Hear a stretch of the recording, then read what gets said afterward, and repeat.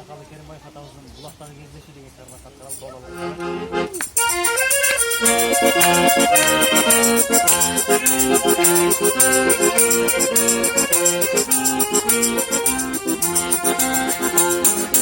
Asman dolu kaytonu gölda dolu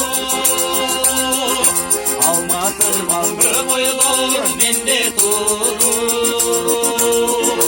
Tezi kaldı maymermer aksıyımdı Sen oturgan bulakta, sen oturgan bulakta bir oldu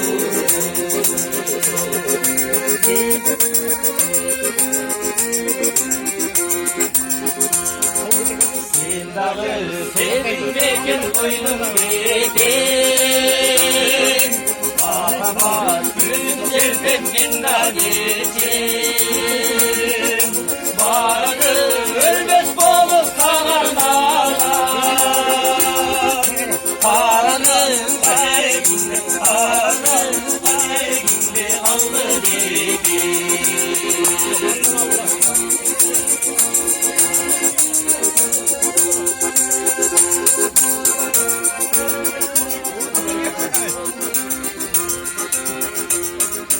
Asman bunu aydınlık gölda bunu alması mangı boyulur binde bunu Tezi kaldı maymermer aksıyımdı Sen oturgan bulakta, sen oturgan bulakta ben dostum Tezi kaldı maymermer aksıyımdı Sen oturgan bulakta, sen oturgan bulakta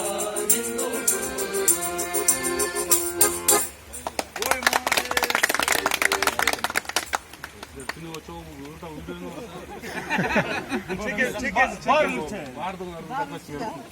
Çekezi de bulalım.